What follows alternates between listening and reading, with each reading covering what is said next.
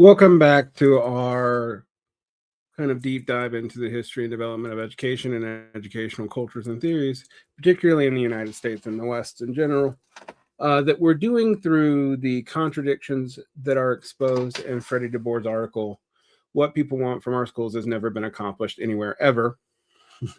But I wanted to do a detour that is going to be relevant, but may not seem relevant at first, and that is about homogeneous peoples. I was called out for not pushing back on this concept enough from my standpoint of critical anthropology, as I was told I was critical anthropology pilled.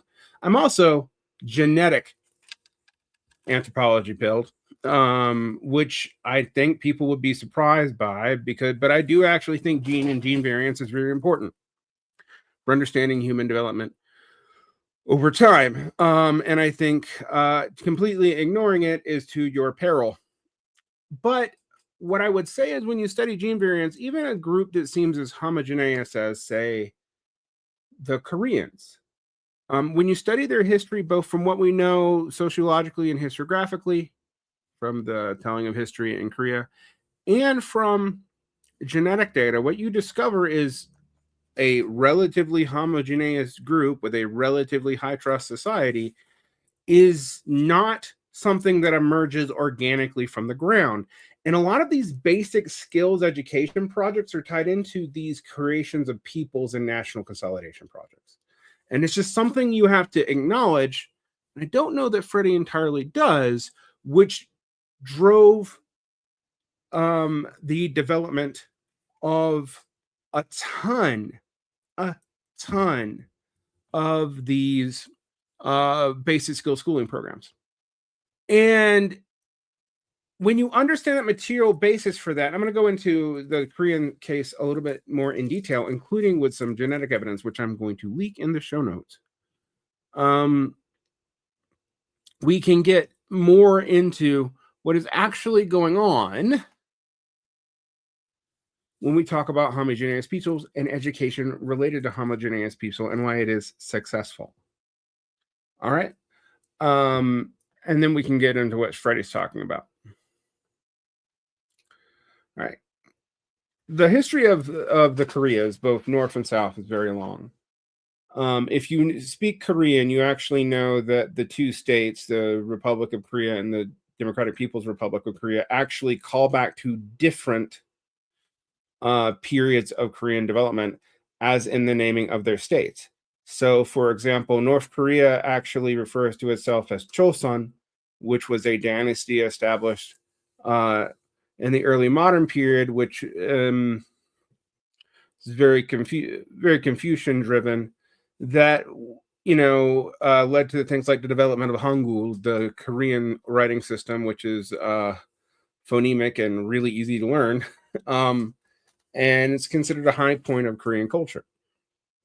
Whereas the South, the Republic of Korea, calls back to the Han Empire, which is a late empire, which was not really an empire. It's actually one of the smallest periods of Korean development, when right before the fall of the Han Empire being subsumed by the Japanese and a settlement to the Russo-Japanese War, of which Teddy Roosevelt basically granted Japan autonomy in a settlement over Korea, and the Battle of Incheon, which is in Korea, is actually what ended the Russo-Japanese War, something that's often missed from the history books. Now, this is modern history, but if you actually look at the history of the various societies and states, plural, that became modern Korea, and you also look at genetic data, what you can see is what seems to be a very homogeneous people is actually less so in origin.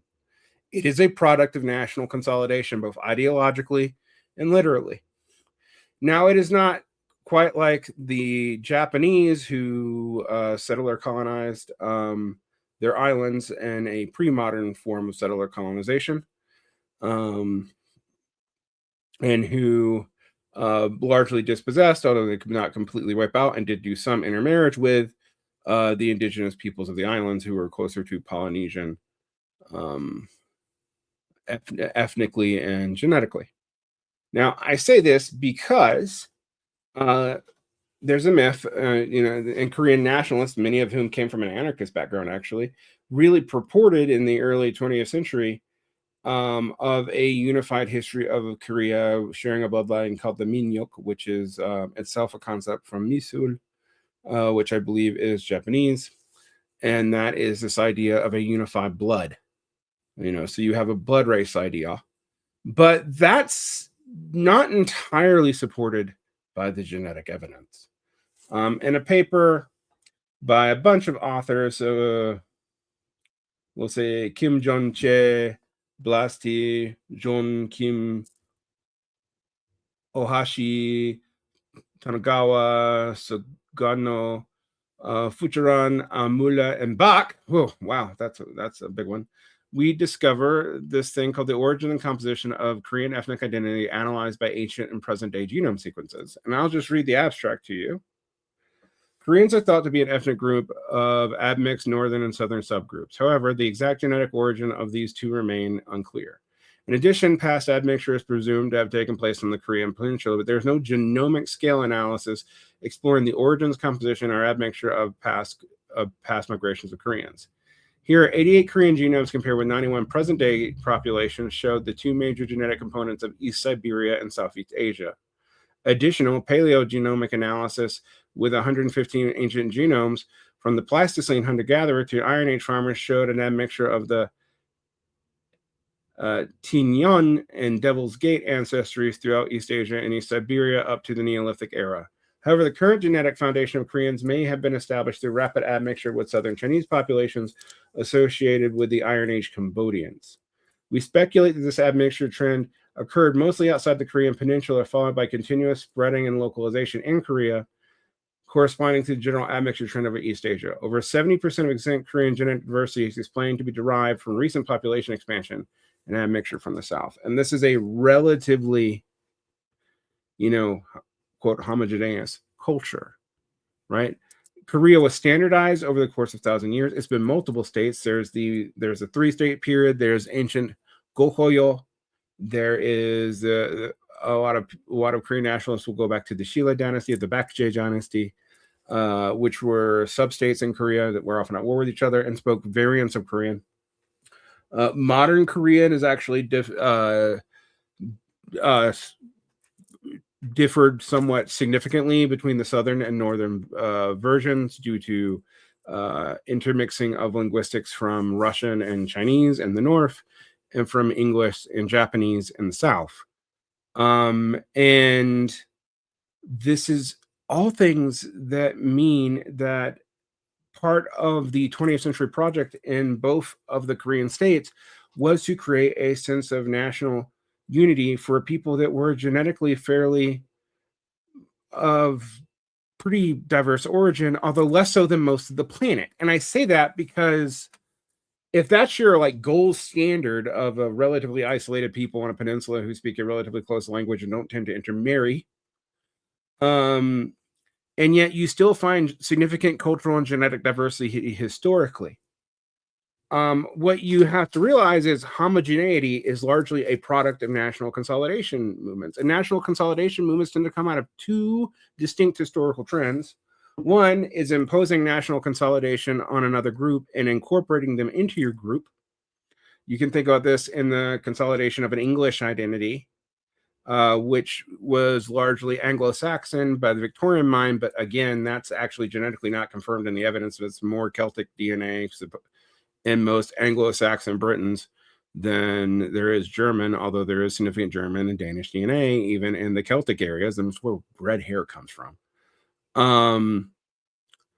So you might go, okay, Varn, what's your point? Well, the point is English identity and the consolidation of the various English kingdoms. And by this, I do not mean Wales and Scotland and Northern Ireland. I mean Mercia and Northumbria and the ancient multiple kingdoms in the Isles of Britain, and particularly in the southern part, which we now call England, were consolidated over about a 500-year period, including incorporating massive amounts of Danish ancestry. This is why Beowulf refers to Danes and Swedes. There's theories that Beowulf may be a satire of that. I'm not going to go into that today, but if you like look at the Danelaw and the relationship to the Danelaw to the Anglo-Saxon parts of Britain and the assimilation of various Celtic peoples into the Anglo-Saxon part, what made the Romano-British stand out is they just wouldn't assimilate. They weren't all killed off. One sees that homogeneity is created. All right. By, in this case, kingdom projects, which are proto-national, and then the consolidation of nation states, of which these general basic skill drives in education were a part of. Now, they came out of religious impulses. As I mentioned, originally the university system was to train clergy and maybe doctors. In the West, it served, there's a quasi-university system in China which served a different purpose. And it's beyond the scope of me talking about today because it's not that related to what Freddie's talking about, although it is kind of where standardized tests come from. So there is that history there. There is no such thing as an innately homogeneous people that emerge out of the earth, because intermarriage is how we make sure our genetics are viable and strong. This is actually a good argument for human difference, because repeatedly inbreeding within the same DNA strains leads to all kinds of degenerative diseases, from the Habsburg jaw to various genetic disorders. So when we talk about a homogeneous people, it is a product of material forces changing, being imposed usually by two things: either national consolidation, of which groups are absorbed, and groups that are, relatively similar are absorbed and standardized, and this doesn't always take, like, you can think about the Catalonians and the Castilians in Spain, or the Sicilians in Italy. It's some of the cultural differences remain pretty significant between the North and the South. It shows up in modern politics. But this national consolidation project, nonetheless, was to create a unified Italian people, which is a relatively modern phenomenon. I mean, the United States is older than the modern state of Italy. And the Italian culture being somewhat consistent between the Florentines to the Sicilians is also both overstated and be a relatively a modern phenomenon. And see also what I mentioned, the Koreas for this. And even in South Korea, there's a fair amount of development there. Now, I say this to make a point that part of what drove these consolidations were national consolidation projects in the early modern period, which led to a need to consolidate and standardize a language, both through standardizing printing and printing cultures, and also in building up basic institutions so at least everyone spoke in public a uniform standard form of a language and had a uniform standard form of the culture, even if the prior culture may still exist as a local dialect or whatever. And the actual distinction between dialect and language, as you probably know if you've studied linguistics at all, is somewhat arbitrary.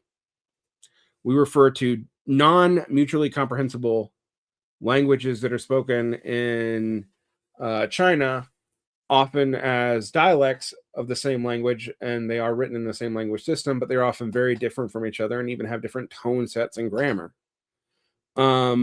Whereas we refer to different Slavic languages as different languages, even though they're largely mutually comprehensible and may only be separated by either whether or not the writings in Cyrillic are in Latin, are in even older forms of Proto-Cyrillic, like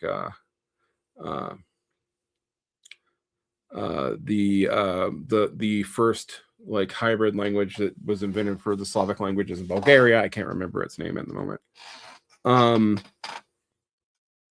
That these distinctions are largely political and cultural, as much as anything else. And the education projects are key to this. And this is what kind of, I think, set the impulse for universal education. And in the modern period, because everything was about capital development, it also became a way to both skill parts of the population to enter the workforce that were excluded because they were sharecroppers or, in Europe, peasantry, Or, and more maybe importantly, it was to regulate the rate in which people could enter the workforce. Which brings me to a point from Freddie's article that I really want to talk about. And again, I'm going to share it and read it to you so you can see it, and then I'll come back here. And if you want to read that stuff on Korean DNA, I'm going to list that in the show notes. There's also another study that I'm going to talk about, which talks about the Bakje, Gaya, Shila, and Gokoyo 4 states period and the genetic variations we see there in Korea. And again, I do this to point out how even one of the most homogeneous populations on the planet is a lot less so than you think. All right, but back to Freddie's paper here, our Substack.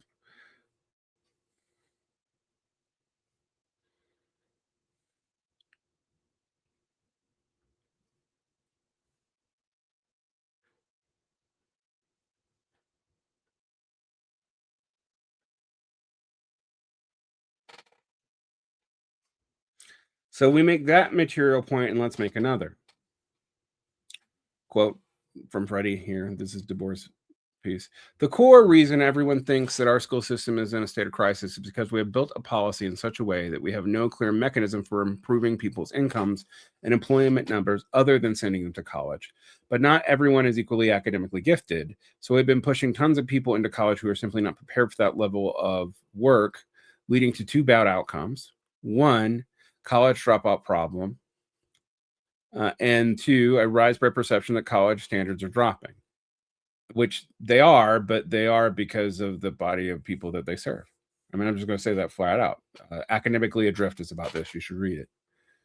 Everyone thinks our schools are in crisis because they're being forced to do something they were never meant to. Now, here Freddie seems to be talking about college, but we'll get into this in regards to lower level schooling too. Although I actually do think elementary schools are doing what they were historically meant to do. We've just overtaxed them as well. Which is to make everyone college ready, and they're being forced to do it because we have seen jobs that are providing a living without a college education diploma, but a college diploma evaporate. Although those are evaporating too now, so this is going to get real interesting. We have not seen a big boom in blue collar employment now that the white collar jobs are declining under AI, so that's going to be interesting. And no, I do not think the only reason white collar jobs are declining is because of AI. All of this education discourse, all of it is downstream from the reality of the neoliberal turn, globalization, and deindustrialization. Yeah, he's right, except deindustrialization is only deindustrialization for the workers. As I pointed out before, in terms of industrial output, we actually do more than in the industrial period, even in the United States, although very recently that's taken a downturn because of disrupting our own supply chains through tariff policies. We decided that we didn't want jobs that don't require a college degree anymore, and many of them are not academically equipped to get a college degree, so we manufactured this crisis. Now, this is super volunteerism on Freddie's part. I do think we manufactured the crisis. I actually agree with him on that. Where I don't think is we didn't decide just to deindustrialize out of some kind of plot. We did it because industrialization in the developed world was too expensive, when also introducing conditions of dollar hegemony to the world through the petrodollar. So you had an economic crash, which made Fordism less and less economically productive. You can talk about whether or not it's from the internal contradictions of Fordism or from an endogenous shock. That's a big debate between people like Andrew Kleinman and modern monetary theorists. Modern monetary theorists will see this as a policy framing choice. The problem is that it may have been a policy framing choice, but most businesses went into negative profitability during this time period. And the last time we did that, there were world wars. World wars in the world of nuclear weapons is not something people were really willing to risk in the 1970s. So other answers had to be obtained, and that came through neoliberalization. And neoliberalization, as I've mentioned 1,000 times on the show, was not just returning to laissez-faire economics. It absolutely was not that. It was creating public-private markets by government fiat outsourcing government contracts to these private markets, thus doing two things: ensuring that socialized gains were mainly to corporations, and losses were mainly outside of them. So the profit rates would be somewhat insulated. Now, we could have done it another way. I don't believe we had to do it through neoliberalization. So in that sense, there's a choice. But it is not a choice that we just decided one day that, oh, Fordism's just too good. Let's just kill it. That's not how that happened. And unfortunately, a lot of people in the social democratic spectrum, and also in some of the soft anarchist spectrum, like David Graeber, like anarchist MNT ever made sense to me, but whatever. They both had the distinct problem of explaining this almost totally as a voluntary thing. Another thing that Freddie goes into was the decline of agricultural employment, which also happened simultaneously to the decline of, actually a little bit before, the dominance of industry. But the United States is fairly agriculturally prolix, meaning we produce a lot of agriculture. So don't think it's about a lack of production. It's about the lack of people needed to be involved in it. The socially necessary labor time has dropped to the point that you just don't need huge amounts of labor to generate profit. You still need labor, you don't need huge amounts of it. Anyway, back to Freddie. Here you can see the influence of scientific and technological development in the 20th century as part of the magic century, which would experience from the 1870s-ish to the 1970s, aka the period of high industrialization. Duh. As you can see, as the turn of the 20th century, 1 out of 3 employed Americans were working in agriculture. Employed. So we're not even dealing with sharecroppers and everything else. We're dealing with just people who are employed. Then that share of labor force declined precipitously. Why? Because of mechanization of farming equipment and vehicles. Because of dramatic leaps in fertilizer quality, which also allowed us to sustain higher population levels. And because of the rise of modern science of horticulture, producing food is about as elementary thing as human societies do, and so it is unsurprising that an unprecedented period of technological infrastructure and scientific growth, agriculture was a site of particularly extraordinary amount of development. And we're still struggling with that because we need good soil. In addition to producing more food and more profitable food, although not necessarily better food nutritionally, that's absolutely true, by the way. All of this progress dramatically reduced the amount of farm labor that was needed. Farms still employ people, but an incredible amount of reduction in the number of people needed to produce X amount of food has a considerable labor market consequences. And all this progress is obvious. You don't need a job for people to do in order to live, and farm work was something you could do without any formal education or even much else. You just needed to have someone hire you. It's physical labor. It's skilled once you do it, but it's a skill you can learn by doing. It isn't the major factor of the labor force at all today. It's like 2%. You can see that here in this chart. And here's the next part. Manufacturing employment peaked in the American mid-century during the remarkable expansion of productivity and growth following the Second World War. Yep. Going to work at a factory at the edge of the town was a mass phenomenon for several decades, not just a Bruce Springsteen cliche. Nope. But by several decades, you basically mean 1935 to 1968. And so like a generation and a half. And it was only super productive. I mean, we had massive factories going all the way back to the 1870s, but not everywhere in the United States had them. The South was notoriously not industrialized till rather late. And when it was industrialized, it was textile mills. And there are parts of the West that were never completely really industrialized. By any significant amount anyway. There was industry in the big cities, but not a ton, which is part of the different nature in the civic infrastructure of California versus New York even relates to that difference in development in how industry developed. Now, this does affect schooling dramatically. So, not coincidentally, union members also peaked in the post-World War II era, at least private sector union members. All kinds of jobs can be unionized, but manufacturing industry are uniquely well suited to the kinds of appeals that labor unions make to workers. Unionized workers make more money and enjoy better workplace protections, and most of these jobs require high school education, nor a formal requirement at all. The other reason why unions could do it in factories is so there's a high concentration of workers who have some skills. It's not highly skilled, but they are skilled. And you can make concessions because stopping large centralized production like that that needs a lot of labor inputs is pretty easy. So getting concessions back from employment if you were unionized and could strike was a lot easier than trying to get concessions out of, say, a low profit franchise. Good damn luck with that. Or even something that isn't a franchise but still is shaped in small shops like that, like a Starbucks union. Like it, the Starbucks union does what it can. It's doing good work. I support it, but it's not the same and just structurally as an industrial union. The only thing it is sort of structurally similar, even though it's not obviously so until you think about the scales of people employed in it, is government employment hits the dominance of public sector unions. All right. But if you think about it, the former manufacturing went down to about 8%, 8 to 15%, depending on whether or not you include logistics and what you include in manufacturing for all employment. Agriculture is about 2%. They were the dominant forms of industry in the early 20th century.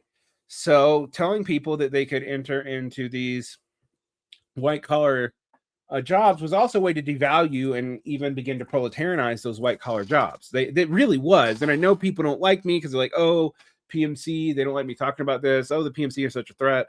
And certain levels of the professional managerial strata really are. Notice I said strata, not class, and I'm going to be fucking insistent on that. But they are not universally so.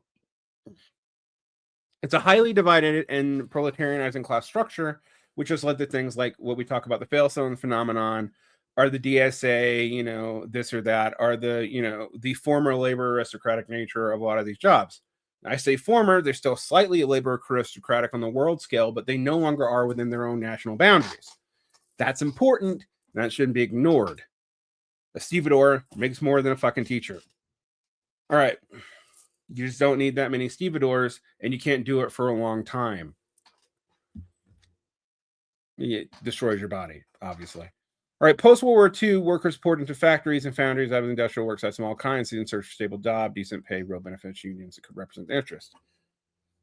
But the other part of the Bruce Springsteen cliche is that the factory at the edge of town closed down, and the neoliberal globalization movement from Bretton Woods to the GATT to NAFTA to WTA dismantled the barriers of American corporations sending jobs to Mexico, China, or whatever, and other places with cheap labor. They would have done it anyway. Those barriers would have held up. This is not wrong, but it is a social democratic soft myth, and it's one that I think Freddie, since he's interested in electoral fixes, largely within the left of the Democratic Party, however critical he is of its social justice movement, he still believes in, and I don't. And I will support insurgent groupings that will enter the Democratic Party, but my goal is to divide and destroy it. I'm not gonna lie. Contrary to the mythology, the United States still does a lot of manufacturing. Yep. But we don't employ a lot of people manufacturing anymore. Yep. And so you have another leg of the stool kicked out from under the worker without a college degree. Agriculture couldn't absorb the uneducated worker 20-something after being at the beginning of the 20th century. Manufacturing couldn't either by the 1970s. And I think we're going to see a lot of entry-level white-collar jobs can't anymore either because their automation through LLM-based AI and other things. It's not just LLM-based AI. It's been doing this. Where does that leave you? Well, I'm going to skip ahead to another Freddie piece, and then we'll talk about this. And I'm going to get into, on another video, some of the problems I found with this framework. Some stuff that's not in here about genetics, but I know Freddie thinks because I read his larger book. Some of the things we have to deal with if a left is going to be serious about being honest about human difference and genetics without becoming like dumb race essentialists or whatever who don't understand that race is a poor proxy for genetic drift. And that if you're talking about, quote, dystenic effects, unquote, like the end of the Flynn effects, such dystenic effects can't be genetic if they happen in a generation. Gene drift doesn't work that way, which actually does indicate a lot about intelligence. It makes people a little bit more uncomfortable.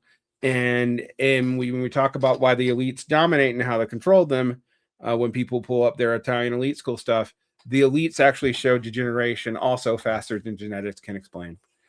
If you look at skill sets and abilities and elites, it's not that they have less skills, it's that their skills are so specialized and they're so domain specific that they're not transferable anymore. So you have effectively a hyper skilling and de-skilling simultaneously. And we already saw that in the blue collar workforce too, in a lot of ways, during the high specialization of factory work until that specializations could be automated. If you don't think this affects education and educational culture, you're nuts. But anyway, let's get to Freddie's point here.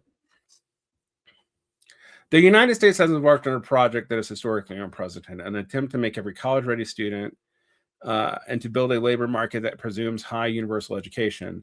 The degree to which college for all is an implicit demand that can be layered forever. If you say something like, no one actually wants college for all, go ahead. The simple reality is that making all students college ready has long been a think tank demand, a politician promise, and a goal of charter school networks. And only recently have schools abandoned it. Even those of us who don't say it, we all say you need, one of the things I do in public schools, I say, well, unfortunately today, public schools do not prepare you for a job market. You will have to get additional specialization training, even if you don't go to college.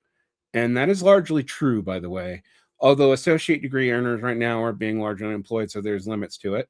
And the growth of employment's not in like blue collar manufacturing labor or any of that. That stuff's actually been really decimated in the last few years. It's in healthcare, which the GOP is also trying to hurt. But nonetheless, I want you to think about what this means.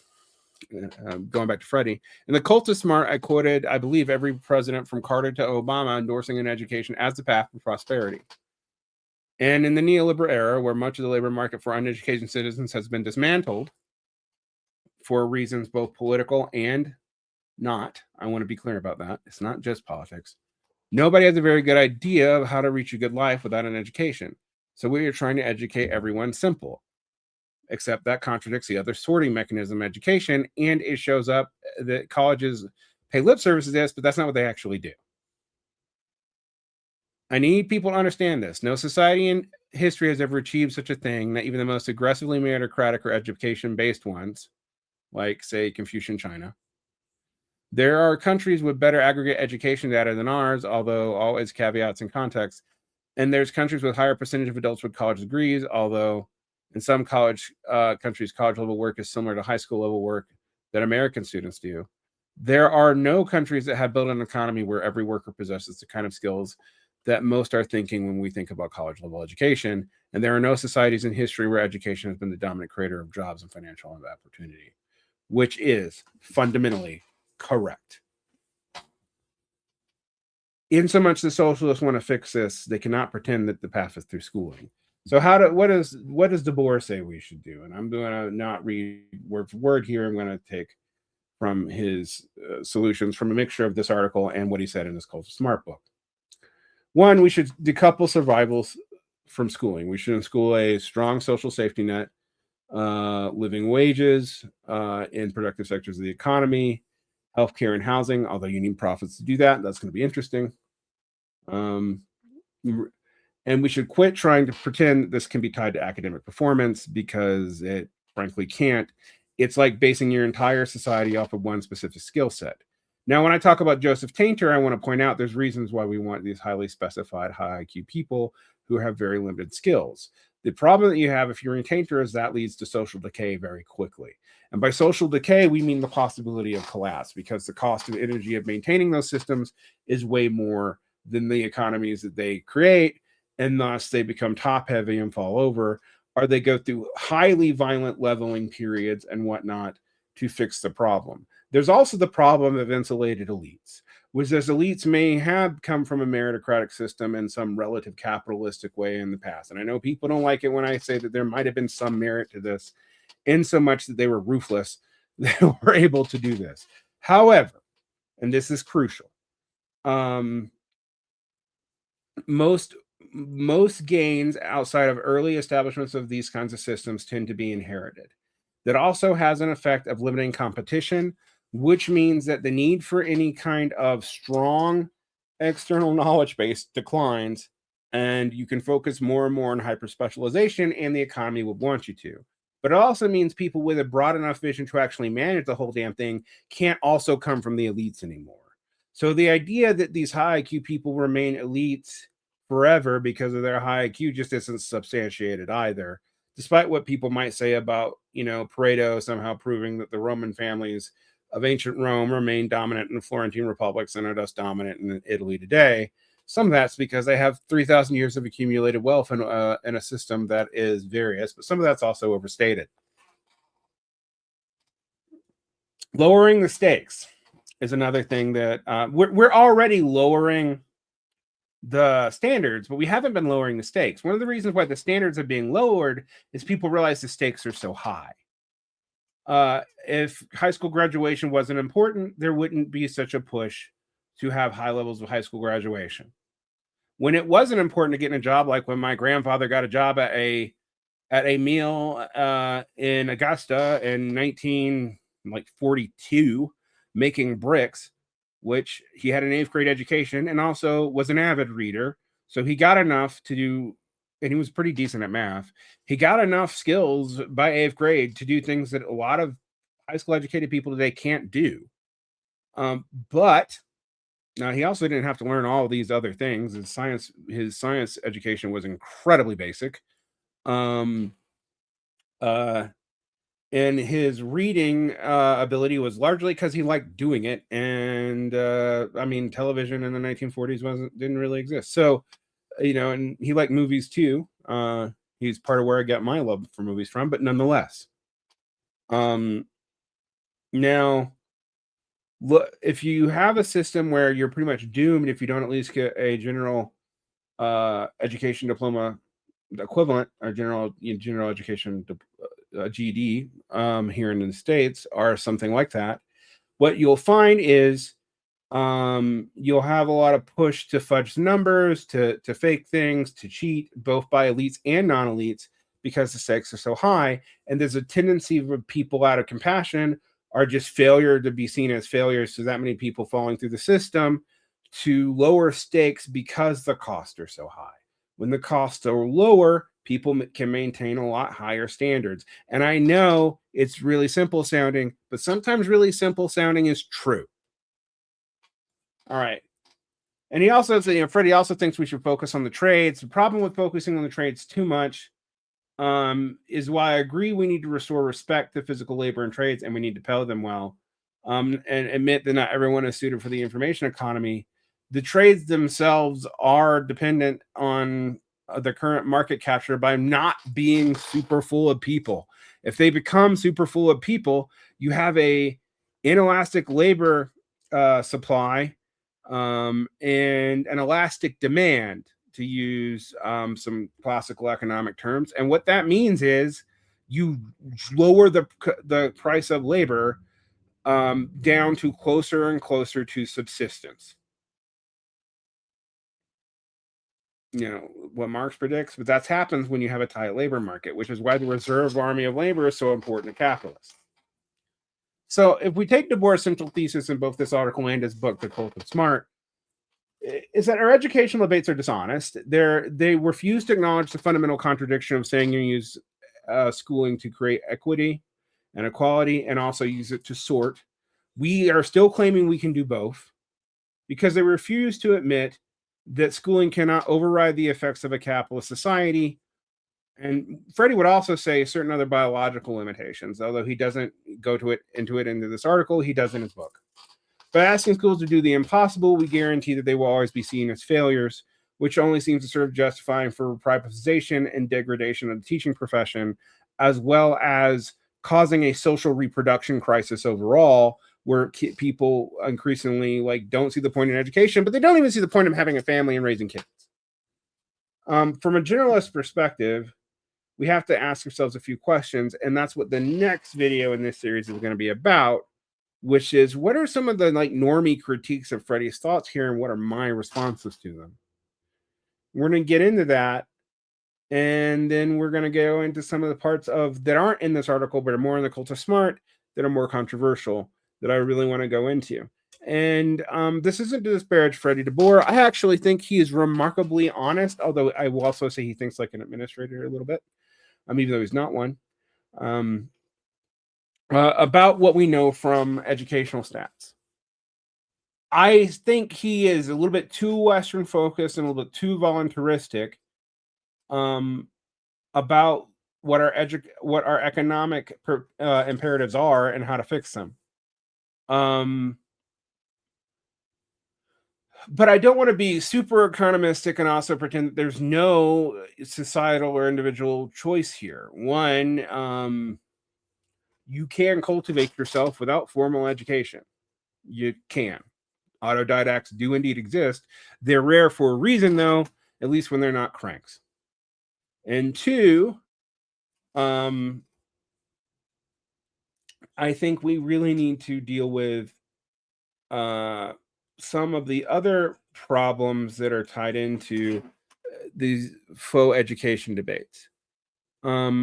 So we're going to end here on our third video, and the next time I want to talk about some of the generalist responses that you might hear to Freddie's arguments and what I think about them, where they're illegitimate and where they're legitimate, and what we can do with that. And that'll be our first episode in this series on education. And no, we're not going to base all these episodes off of this Freddie DeBoer article or even his book. I do have some other things about higher ed I want to cover that might lead to counterintuitive conclusions for people about education. We are also going to pick back up our What is Politics series, going back to the politics that is implied by Plato and what Platonic politics probably was classically, and why it has some appeal today, at least specifically to some leftists and a lot of reactionaries. So we'll talk about that on our What is Politics series coming up soon. But let's continue on this educational journey for a little while longer. And while I said originally this was going to be like 3 videos, I think it's going to be like 5. And then there's another series of videos coming up. I probably won't have them be as long. I'm trying to stay remotely discreet in each of these videos about this, but I'm also going to not release them every week. I'm going to probably double them up for a while so we can get through them fairly quickly. The longer any of my series go, the less viewers they have, unless I wait a long time, and then they have a bunch. So it's very strange. But I think that tells you a lot about the attention economy. Anyway, protect your peace, like and subscribe, hit the bell. A few reminders. I do offer a course for a small fee. You can find out more about it on my Patreon. It's about the controversies in Marxism and what effects they might actually have in the material world. And it's a seminar and group discussion style class. I have a cap of people. I'm running 2 sessions of it. It'll be the 3rd and 4th week of June. I also have a book coming out with Daniel Tutt, People Are Not One, from Revo Press. It's a short book. I think it's going to be between 60 and 80 pages. It's almost a pamphlet. And we're already talking about a follow-up to it.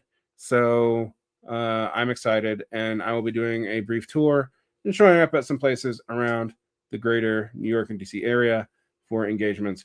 And I'm also open if I'm during a week or two in the second half of July, going to do DSA talks or whatever in that area for basically free or the cost of dinner and how we got there. And Daniel might be available. Sean might be available from What is Politics, depending on where they're at. And we're definitely going to do that. So DSA chapters, Independent Labor Club chapters, anybody else wants to talk to us, CPUSA chapters, et cetera, would be willing to do so. If it falls into our schedule in the window that I'm in the Northeast, I'm also willing to do so in the greater Utah area, obviously, at any time. Just set it up and call me and tell me how to get there, and also probably buy me dinner. All right. On that note, goodbye. Protect your peace. Like and subscribe. Hit the bell. You can learn more at the Patreon, and you can subscribe for all the audio, thousands and thousands of hours at this point. For as little as $4 a month. It's even cheaper if you do yearly. So take care and comment if you want to. It helps me out. You can even be snarky. You're not hurting me. Take care.